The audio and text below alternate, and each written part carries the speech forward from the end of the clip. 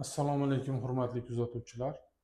Hozirgi KT snimkasiga e'tibor bergan bo'lsalaring, bemorda ikkala buyraklarda ham noto'liq ikkilanish borligini ko'rish mumkin.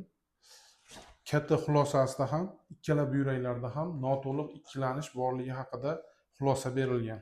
Ushbu bemor 2 hafta muqaddam boshqa klinikada o'ng tomonlama uretrolitotripsiya amaliyotiga olingan. Lekin yuqoridagi buyrakni sidinayini topolmaslik natijasida amaliyot oxirigacha yetmagan. Bugun bemor bizni klinikaga o'ng tomonlama uretrolitotripsiya tashrixi uchun murojaat qilib keldi. Bemorni o'ng tomonlama uretrolitotripsiya tashrixiga oldik. Tashrix mobaynida bemorni ikkala buyraklari ham sidinaylari ham to'liq ikkilanganligi aniqlandi. Tosh o'ng yuqori buyrakni sidinayni o'rta qismida joylashganligi aniqlandi. O'ng tomonlama uretrolitotripsiya amaliyoti muvaffaqiyatli amalga oshirildi.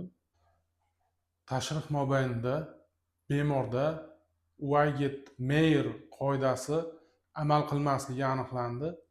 Ya'ni yuqorida joylashgan buyrakni sidinay ustiyasi yuqorida va lateral joylashganligi, pastda joylashgan buyrakning sidinay ustiyasi pastda va medial joylashganligi aniqlandi.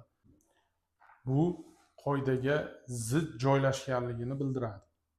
Bizni tajribamizda avval ham xuddi shunday bemor uchraganligi sababli biz sidinay ustiyasini boshqa joydan axtarib ko'rishga urindik va topishga muvaffaq bo'ldik. Bu bilan nima demoqchiman? Har doim ham qoidalar inson organizmiga to'g'ri kelmasligi mumkin.